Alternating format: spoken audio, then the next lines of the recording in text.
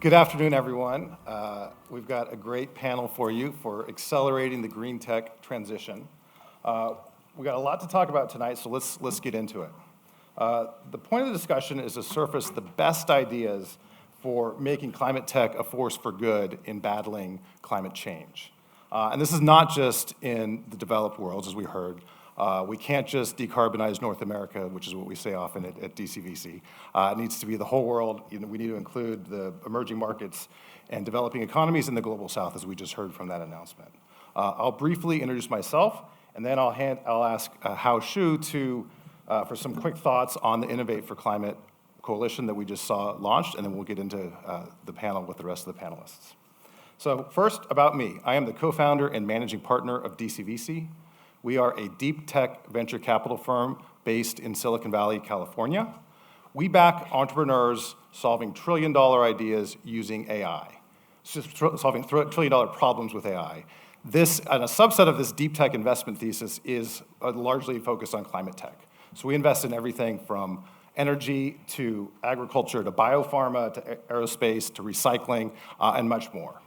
The curse and the blessing of being an early stage venture capitalist is our eternal optimism. And sometimes we're right. And when we are, it means huge wins for the world as well as for our investors. And conversations like this one are vital for everyone, all of us on the stage that are willing to take risks to achieve the returns needed for all of society. And with that, I'll ask Hao. So Tencent is the anchor partner of the Innovate for Climate coalition. I'd love to hear how you think the coalition will shape the climate tech ecosystem, and what strategies do you foresee for ensuring effective collaboration within these groups? And then I'd say ultimately, how does this map to Tencent's climate goals? Yeah. Thank you, Zach. Hi everybody. My name is Hao Xu. So I lead climate change related activities at Tencent. Number one, I really want to congratulate the announcement of the coalition today, because it really take us a lot of effort over a really short period of time to make it happen. I think when we started our own decarbonization journey, and when we work externally with partners on low carbon technology innovation, and when we in discussion with our partners on this coalition, the keyword is actually accelerate, because time is ticking, as the video shows. And then to realize the accelerated development of low carbon tech, on one side, we have to deep dive into some of the more hardcore technology area in the area of CCUS, of green hydrogen, of energy storage, to push the technology forward. But on the other side, there is also an area where what if organizations can work together more efficiently, we can communicate more efficiently, we can reduce redundancy and improve transparency of the communication, then the efficiency of climate tech innovation will also be accelerated. So I think the coalition, the founding of the coalition is actually targeting the efficiency on communication. So we're really happy that as an anchor partner to be part of the coalition. We're also equally happy that over a really short period of time, there are many organizations actually willing, would like to join us to take on the same journey. So I think for the coalition today, it's just a starting point. In the future, how does the coalition will become a successful organization, really down to how we continue to work together in the future to really push the technology innovation and the climate agenda forward. So as a company, so we actually work on one side a lot of the low carbon technology area. So we supported academic institutions to take their good research project out of lab into the industry. We work with some of the startup companies to help them to expand their market. We're also working with a lot of the policymakers and think tanks to see how we can nurture our more matured environment. So I think for the coalition, it's probably the similar approach. The success of the coalition really down to how organizations in between the coalition can find tangible areas to work together, to land projects, to push for the agenda forward, to find the best scenario globally for the certain technology, and find the best market for certain startup to actually scale up their business. If we can really achieve that on a bilateral basis and collectively as a coalition, I think the coalition will have a really bright future, and then we will make a really tangible contribution to the net zero pathway. So I think we're really committed. We will committed on one side to use 10 Live to continue to support the coalition. On the other side, we're really eager to work with all of the partners joining the coalition and any future partners joining the coalition on some of the technology stuff.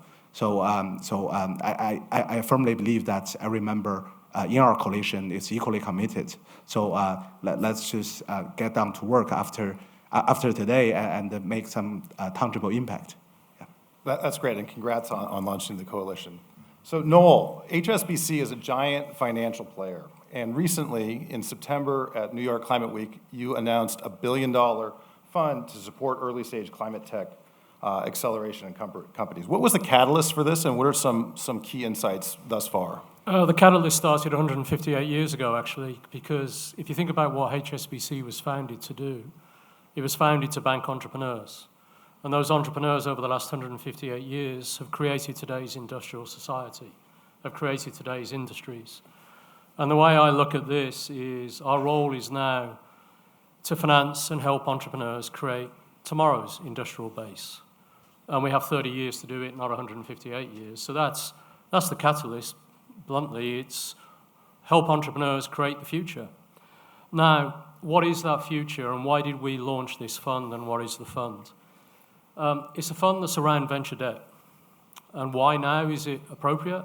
If you think about the equity markets at the moment, whether it's PE or venture capital, the activity levels are down pretty material at the moment, and the valuations are challenged in some business models.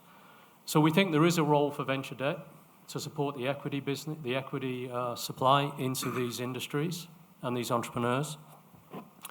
The venture debt is going to go towards principally 5 industry verticals: energy, buildings, transportation/mobility, agriculture/land, and we're also going to then focus on buildings as well. So I think, and heavy industry was the one, so that was the 5th. If you look at those industry verticals, there are probably some then horizontals that we need to focus on. Firstly, this is hard and soft tech. So in the services sector, there's a development of tech that's going to support either the optimization of business models that are in place, or the traceability of emissions. And then some of the hard tech is going to be, that could go across a number of those verticals, is the likes of carbon capture. So why did we do it? It's to help entrepreneurs create the future. Why venture debt? Because I think it has a role to play alongside the equity. And our job as a global institution is to help entrepreneurs scale fast. So innovate first and then scale. And in scaling, many of those entrepreneurs want to go global, and we're well placed to take them global. So that's why we did what we did. Great. So Brad, Microsoft has long been a leader in the climate sector with its really aggressive net zero commitments but through other investments. The Microsoft Climate Innovation Fund, where DCVC is a happy co-investor in at least a couple instances, is sort of core to part of this process. So I'd love to hear a little bit more about the focus of the fund and some of the interesting results thus far. Yeah, no, thank you, and it's great to be here. And next month we'll mark the 4th anniversary of the $1 billion Climate Innovation Fund that we created. And you see great companies like HSBC, Amazon, others, having now provided investment capital as well. It's interesting, we've invested $700 million now of our billion, and we put that into 50 startups around the world. I would say as time has gone by, we increasingly have pivoted our investments to really focus on companies that can create new technologies that will help us achieve our own goals. As you mentioned, we have aggressive carbon goals. And principally, as you might imagine, this falls into two categories. First, where we can reduce our emissions. So, for example, we've invested in sustainable airline fuel with a company called LanzaJet last year. That accounted for about half of our reductions in terms of that category. We've invested with you all in a company called 12. That's really helping to make the market to help purchasers of carbon-free energy be able to procure that energy for themselves. And as we currently look at it, and we look at our 2030 goals, we think we have line of sight to investments that in and of themselves will generate the technology that will probably reduce our emissions by about 7%. So that's an important ingredient in what we're trying to do. We're also focused on carbon removal. So one of the investments we made is really was the first commercial direct air capture work, a company called Climeworks, and we've really helped them take their message to the United States and secure additional capital, including from the federal government. We're focused on an investment in a company called Heirloom, which similarly is focused on new carbon removal technologies. So I would say what started as something very broad has increasingly become more focused. And I think as we see more companies investing, I think we each have opportunities to focus our energy in particular ways. That's great. So, Khaled, you lead BIA Group, one of the most important waste management and recycling companies in the world. And also, as I understand, you've expanded your platform into other areas as well. But I will say that waste management and recycling, those type of intense real-world industries are near and dear to DCVC's heart when we're thinking about climate investments, because we feel like these are the areas where you can have the biggest impact. Talk about applying new technologies within BIA to one of the most difficult and physical businesses in the world. Good afternoon, everyone. BIA Group, today our core business is integrated waste management. We're the largest waste management company here in the UAE, but we also operate in other sectors. So first, to give maybe a bit of context before I answer that question. So if you look at waste management, especially here in the region, the amount of waste generated per capita is the highest here in the region. Goes up to 2.5 kilogram per person per day. So that is a challenge. Another challenge, if I look at greenhouse gas emissions and within the waste management industry, landfills contribute 60% of that, as well as the transport fleet used in waste collection and the recycling facilities. So when I look at, so it's so important to divert waste away from landfill. So that's been the main challenge for that is the technology and the investment required in the infrastructure to treat the different types of waste. And it is a high investment capital that's required. An example, what we've done at BIA here in the Emirate of Sharjah over the last 15 years, we've invested in 12 different facilities using various different technologies to treat, recycle, and recover different types of waste, where as of last year, we've reached a diversion rate away from landfill of 75%, which is the highest in the Middle East. And last year, we also inaugurated the first waste-to-energy plant in the UAE, which took us to 90%, which is a new benchmark in the region. So that required, again, a lot of investment, and it requires a lot of collaboration with both the private sector and the government sector.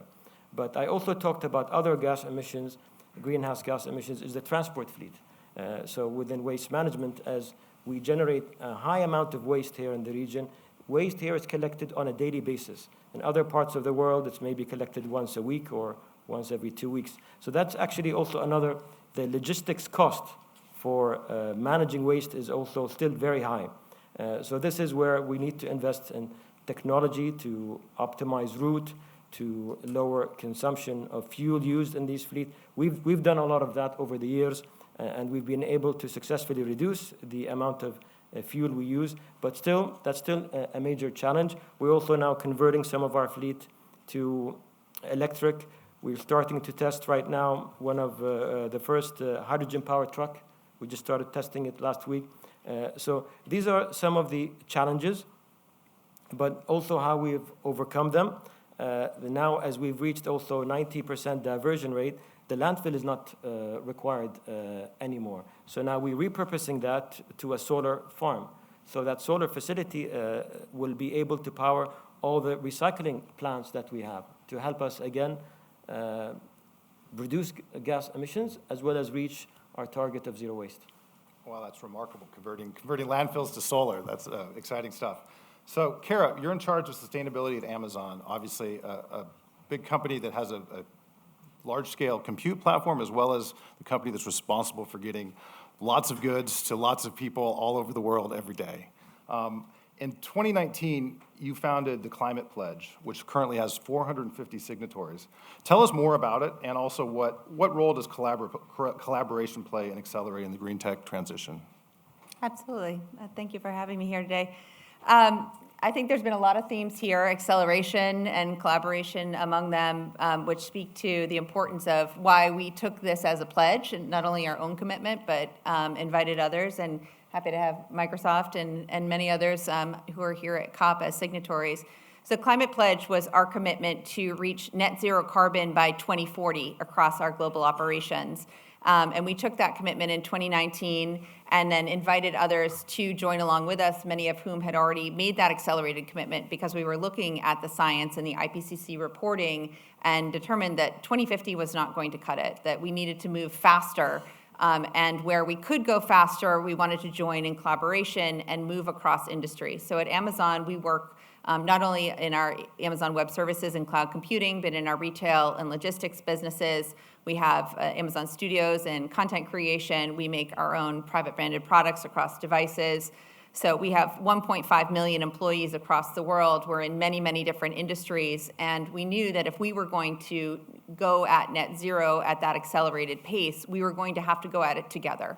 We need industry to collaborate and to move together, and we need the built environment, and particularly the transportation industries and some of the industrial industries, to move at pace, because we are in every different transportation modality. We have thousands of different types of buildings around the world, physical infrastructure, fulfillment logistics, and we needed those industries to come along with us. So really happy to report that 4 years later, and even through a global pandemic, I think sustainability remains at the top of many companies' priorities, and we've had 450 companies across 38 different countries and 55 different industries join us in that pledge. It represents trillions of dollars in revenue and almost 10 million employees globally. So it's a real collective global effort across many different industries to move at pace, and our movement is now from saying this accelerated commitment around reporting and measuring greenhouse gas emissions and making those operational changes first and foremost, to doing joint collective action. So we are now looking at how can we move together to abate emissions in our own operations, whether that's through things like Sustainable Aviation Buyers Alliance on SAF, which Brad mentioned is a critical component if you have aviation. We have our own airports at Amazon, our own planes, so that's a critical component for us. Or Zero Emission Buyers, Maritime Buyers Alliance for ocean freight, or COZEV if you have vehicles. When we founded the Climate Pledge, we did a couple of different things. We also committed, we were having difficulty at the time with the automotive industry and finding vehicles that were built to suit for our last mile transportation. So we worked with a company called Rivian and decided that we would send a demand signal across the automotive industry. We ordered 100,000 electric delivery vans for our last mile operations, which really was a strong signal. We now have 10,000 of those on the road. We will have all 100,000 by 2030. So electrification of our last mile fleet is a big part of our goal. We also set a goal at the time to be 100% renewable across our global operations by 2030. We've since taken a look at that and decided that we could go faster. So we've moved that goal up to 2025, and we're currently at 90% of renewable across our global operations. So that is a big investment. Thank you. We are, for the third year in a row, the largest corporate purchaser of renewables in the world. So that's on order of magnitude. It's about a 23 gigawatt portfolio, just to give you a size. It's a large portfolio of renewables, and we'll continue to invest there. And of course, we need to see grid modernization. We need to see more transmission lines. We need to see more renewables come online. But we want to send those demand signals, and we want to share how we're doing this, and we want our supply chains to be involved in that as well. And so there's a lot of work to do collaboratively in these areas, but a lot that I think that we can do together and collectively. And then we also, we've done two different funds. We did a $100 million fund for investing in nature and nature-based solutions called the Right Now Climate Fund, where we invest in afforestation, deforestation, wetlands, peatlands, and we've been doing that around the world. And then we have a $2 billion climate pledge fund where we invest in early stage decarbonizing technologies. And we've made 23 investments out of that fund to date, similar to things that people have been discussing here. We've made investments in electrolyzers, in a company called Carbon Cure, which we've used. It's a carbon sequestration additive to cement. We've used it in 40 of our buildings already. We've done zero Avia and Beta technology on kind of electric aviation, which are big kind of moonshot bets. So we've done Hippo Harvest, which is kind of regenerative ag. So we've got lots of different plays in many different areas, given all of the things that we're interested in. But again, it's similar where we're looking at things where we can incorporate them into our own operations and look at how we can decarbonize and test and trial within Amazon systems and then share those learnings more widely. Thank you. Jonathan, so Shell Foundation applies distinctive financing techniques to help the underserved communities in Asia and Africa. In fact, you've done more blended finance deals than anyone around. So I'd love to hear a little bit more about your approach and how you've sort of deployed these blended finance deals. Yeah, thank you, Zach.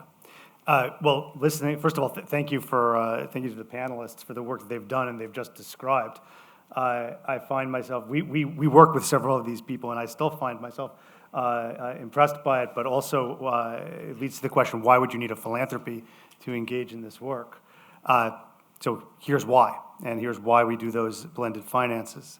So like most everybody in this room, I imagine, we believe in an inclusive transition, one that works as well for as many women as men, for the poor as well as for the rich, for the South as much as the North. And that's a commercially viable proposition. But there is a lot of uncertainty around it, especially at the outset, uncertainty around some of those markets, uncertainty around the assets, around the technology. And if you're talking about low-income people, sometimes there's uncertainty around them as a customer, right? That all makes it hard to invest capital. We feel that that's a good use of philanthropic or concessionary capital.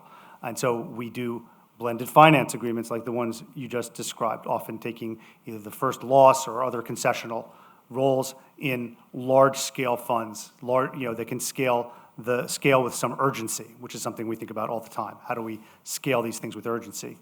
Two other things we do is foster early-stage innovations, again, with an eye towards line of sight towards scaling with urgency. We were the first capital into MCOPA, which many of you may know, which I know that Brad and I were just talking, Microsoft is also in. And then we scale the best of those innovations with partners that reach millions of our customers. So we just signed an agreement recently with ITC, the largest agribusiness in the world, one of the largest agribusinesses in India, to bring solar pumps and other renewable technologies that can dramatically increase the income of a farmer to millions of farmers, because currently the best of those companies reach tens of thousands of farmers. They need to reach millions if we're going to achieve a material change for everybody. So we foster that growth with partners of that kind. So these three pillars of fostering earliest stage innovations, scaling them with partners that reach millions, and catalyzing the finance for that, all while trying to remove a layer of uncertainty that brings in private capital, is what we try to do at the foundation. That's great. So we're in the midst of an AI boom right now, and part of the underpinning for AI is just a massive amount of compute and a massive amount of additional compute, which translates into more data centers.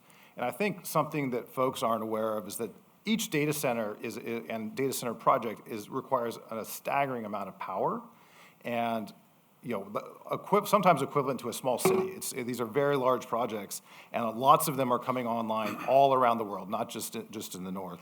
So I'd love to hear from a few folks on the panel of how they're thinking about getting power and hopefully getting green power for their data centers. I'll actually just go down the line. Let's go. We'll go Brad, Hal, Kara, and then Khaled to bring us home on the question. Well, let me start. I mean, first of all, I think the right way to frame this is the way you did. Yeah, we enormously believe in the potential for artificial intelligence, and it is very computationally intensive. It's much more computationally intensive than the cloud or digital services that most people have used today. So you look at a company like Microsoft, if you just look at what we've said publicly, we're spending now $11 billion every 90 days on the construction of data centers, and we've said that's going to continue to rise. So it's an enormous number of construction projects, all of which, when they're up and running, will require power. So we've already procured 19 gigawatts globally of renewable energy, but if you look at, it's really Microsoft, Amazon, Google. If you look at what we're out together procuring in terms of carbon-free energy, we're collectively major catalysts, for the construction of more renewable energy around the planet. And I think part of what you're going to see us doing is not just investing in the intermittent power like wind and solar, but in all probability, you'll see us, individually or collectively, mostly competing with each other, investing in small modular reactors and other forms of nuclear energy. But the other thing to just, I think, keep in mind is our biggest challenge is not the power, if truth be told. It's the Scope 3 emissions. And if you look at our projections, for example, for 2030, we look at the data centers and the upstream power, and the upstream components and the like, and that's projected to be roughly 97% of our total carbon emissions. It already is at that kind of number. So we're having to break these down, and we're having to focus on each one. It's semiconductors, it's steel, it's cement, carbon cure that you heard. We're investing in that as well. It's the other things that are going into the data centers, and we're really having to focus on new technologies because that is the only way we're going to drive those numbers down to the kind of level that will enable us to meet our goals. The good news is I think the more we do that, the more we identify the public policy issues that are important, the more hopefully we can be catalysts for some of the broader changes that the world will need. So at Tencent, our own decarbonization journey, so data center, how do we reduce emissions of our data center is definitely the key issue. So I think on one side, like many of our peers, we're working on energy efficiency on data center, on the procurement of and secure of the green electricity, and also manage our upstream supply chain related to data center. And in addition to that, I think one thing probably worth highlighting is what we're thinking, in addition to an emission source, can data center become resources, right?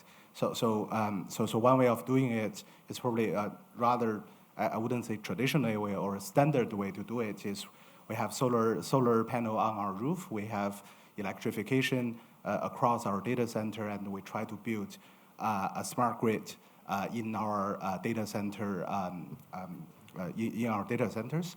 But can we take data center as a resource to actually interact with the whole energy system to become a source of flexibility?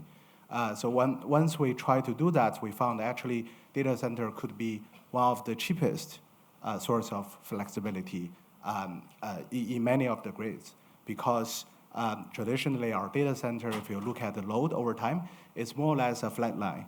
But once we define more about different computing tasks, in our data center, there are computing intensive ones so that you can hang up some of the I/O systems, or the vice versa, there are I/O intensive ones, so you can actually lower the frequency of your CPU and GPUs. Then your load line of your data center becomes more flexible. And if you take that flexibility with the local grid, it actually enable the local grid to manage the peak load and the valley load, and more importantly, to equip them with capabilities to accommodate more renewables in the future, because flexibility becomes a scarce resources as you have more of renewables on the grid. And additionally, once we developed algorithm that work with Intel. We published a white paper earlier this year. But once we take those similar approach, we're thinking, can this approach applies to other places? Basically, you're finding large electricity consuming sectors that potentially could be a flexibility. So at the moment, we're working with a steel plant to turn their electric arc furnaces, which is an even higher electricity consuming facility, turning the EAF into some sort of battery using virtual power plant models. But for us, the essence is actually the algorithms and the AI technology, so that you create a digital interface. On the one side, you interact with the grid. It looks like a power plant from the grid side. On the other side, you interact with data centers or with a plant that actually interact with their daily operations. So as long as the interface is very efficient, and as long as the operations of the facilities can be managed at a lower cost, then it becomes a solution. So the data center not only become a source of emission, but become a scarce resource for the future, especially during the energy transition period. So we're trying to identify similar approaches to not only decarbonize ourselves, because our absolute emission numbers are relatively limited compared with heavy industries, but how we can leverage the lessons learned or success stories from our experience and expand that to other industries, so to make bigger impacts. Yeah, I mean, I don't want to repeat what's been said, because I think there's good points. The things I guess I would just add to that is, I think that when you look across generative AI and machine learning in general, I do think that there is huge potential to use those technologies to, one, to your point, on demand shaping, and thinking about looking at the optimization of the current energy portfolio. So we've looked at across our energy portfolio and started to look across the power purchase agreements and the our current load that we have, and applied AI already and seen potential for even 20% optimization of our current energy load. So that's an actual great insight to think about what the potential is for how do we maximize the current assets that we have. So that's one really good potential use of AI. It's no doubt that, to the point earlier, that the load that's coming and sort of we can't deny that there's going to be a heavy energy load that we're going to need to run some of these services. But there's also an upside to what we might see in demand shaping, or what we might see in kind of how we'll use some of these services to get more out of what we currently have. I also think that there's a dematerialization that might happen on some of the other points. So when we think about the application of some of these technologies, whether it's digital twinning, as you're talking about, or we're thinking about when we look at, for us, in our packaging, which we hear a lot about from our customers, but it is only, around 4% of our total footprint. But when we've had a lot of really interesting applications of machine learning and AI and taking out materials. So when we think about waste and circularity, how can we remove materials? We've seen a lot of goodness throughout our system about dematerialization and how we think about running that through our system to be able to model that and take out waste. There's some goodness in that. And then the other point I would just make is, in general, when we move from on-premises to cloud, it is so much more efficient. So I'm not sure everybody even, just to back up a little bit for that point in general, it is about 80% more efficient to run on cloud than it is on-premises. That does differ regionally, but all of our data has shown so far, independent studies beyond what we've done at Amazon have shown it's about 80% more efficient to run, in the cloud. So we're replacing very inefficient systems by even moving to on cloud. We need to make that more efficient, and we know that demand is coming in energy, but it's much better than what, current systems are. Great. So for BIA Group, although we are known for waste management and that's our core business, over the years we have also diversified into other industries, including digital, healthcare, energy, and real estate. And one of those ventures that we announced last year is we're building the first Tier 3 data center in the Emirate of Sharjah with the extra demand of data centers. But with what's unique about this project that we're building, and we will be starting construction very soon, is that this data center will be probably the first data center powered by waste. This data center is adjacent to our waste-to-energy facility, which produces 30 megawatts of power. Again, it's very known that data centers consume a lot of energy, and the full energy of this data center would be from our waste-to-energy facility. That's terrific.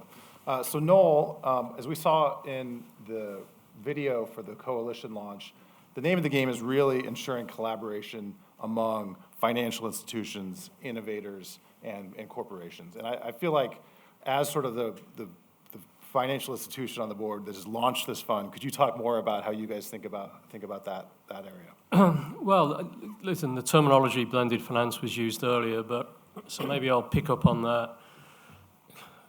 Those two words are thrown out almost as frequently as AI in presentations. The reality is everyone has a different interpretation of what blended finance means. And I think what Jonathan's doing is a fantastic example of blended finance in putting concessionary capital into projects that wouldn't otherwise get done. But if I look at sustainable aviation fuel in the UK, there's a demand signal. The regulatory policy has been passed, and there is a demand signal that 10% of all airline fuel mix should be SAF by the end of 2030. In theory, therefore, private equity and private debt should be able to finance the build of those refineries. The reality is it can't at the moment because it needs a final component.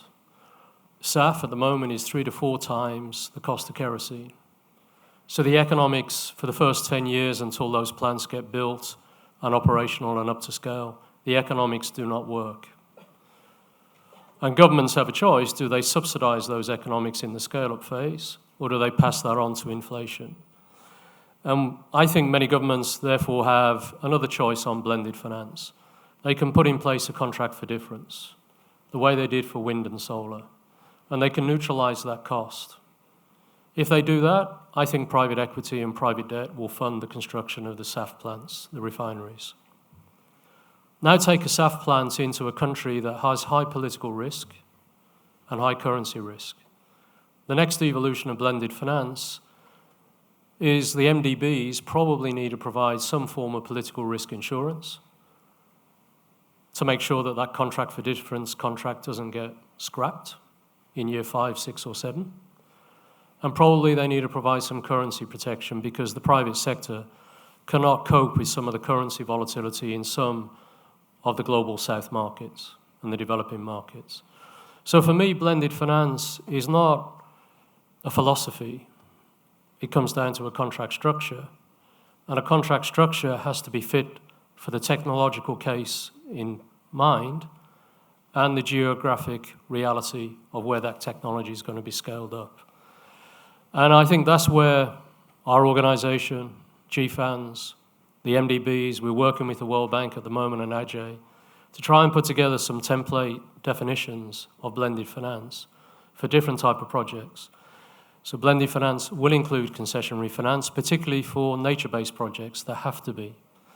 But blended finance will also potentially include carbon offset. Carbon offset is a revenue source for the early retirement of coal. So I think we've got to bring definition to the terminology blended finance.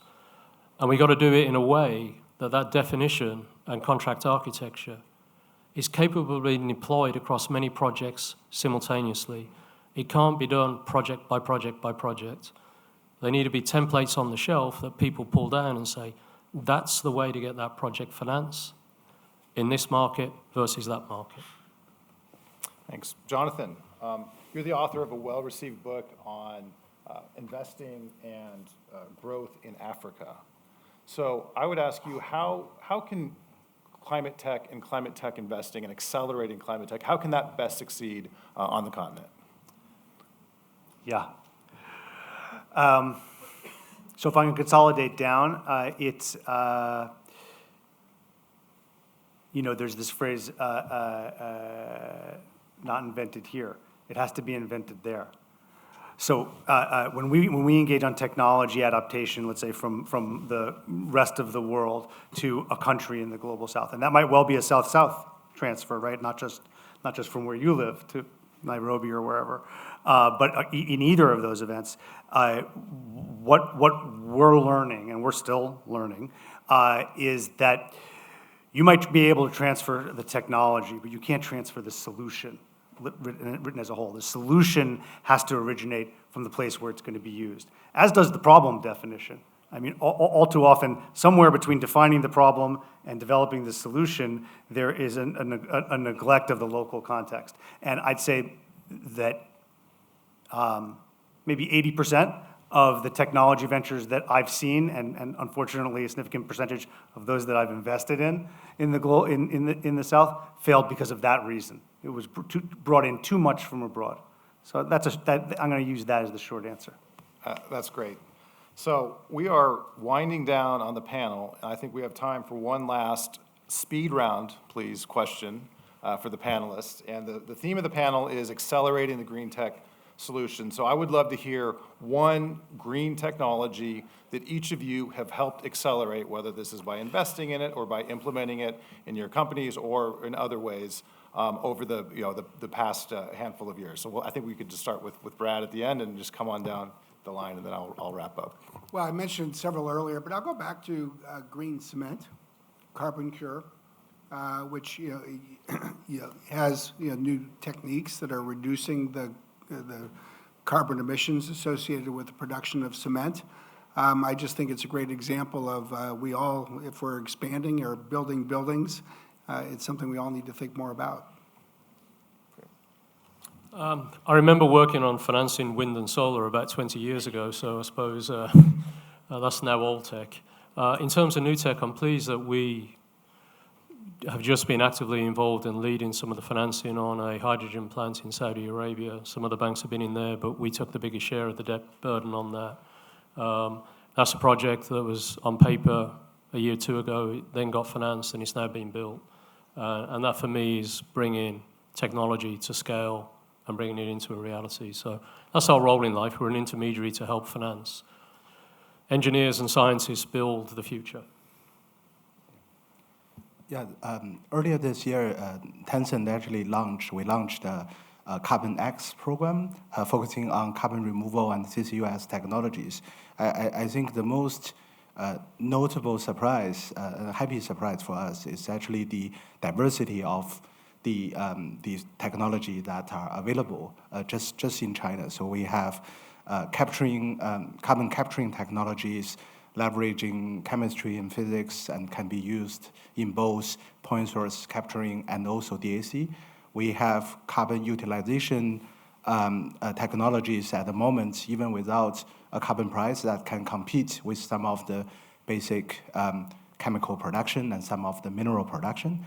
We also have all sort of carbon storage capabilities, technologies that either through mineralization, which might be commercialized very quickly, but also big potential on the more geological permanent removal.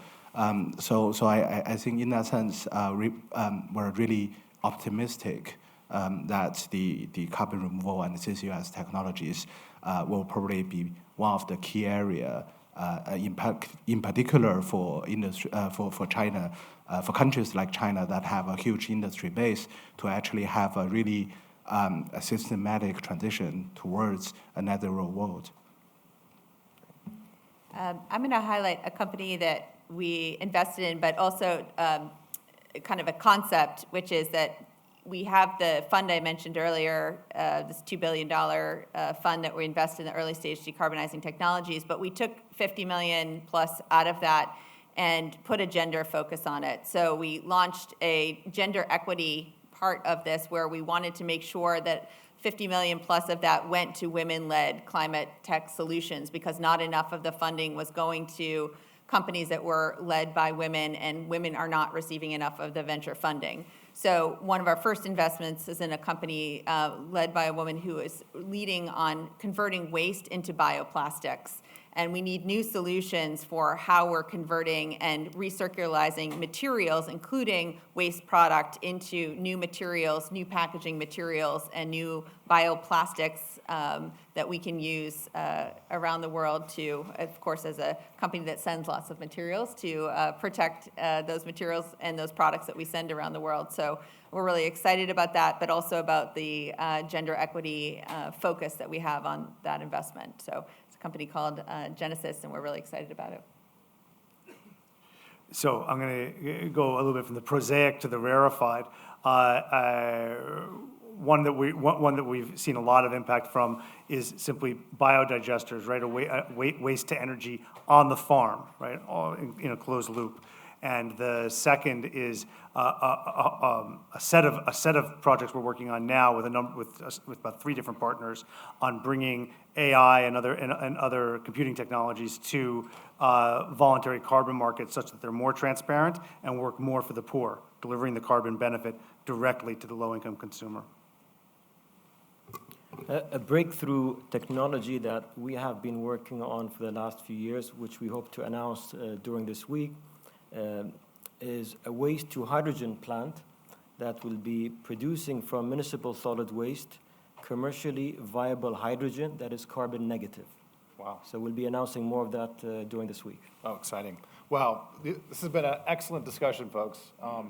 And I think the most obvious takeaway is that if you're any organization, a small startup, a medium-sized company, a giant company, an enormous company, financial institution, there is an emerging network, there's an emerging playbook, there's emerging capital, there's emerging tailwind. So now is the time to dive in. This is sort of one of the biggest team sports, team efforts of our generation to fight climate. And I think you've seen today that there's a really strong network, and so it's time to dive in. And with that, please join me in thanking our terrific panelists for a great panel.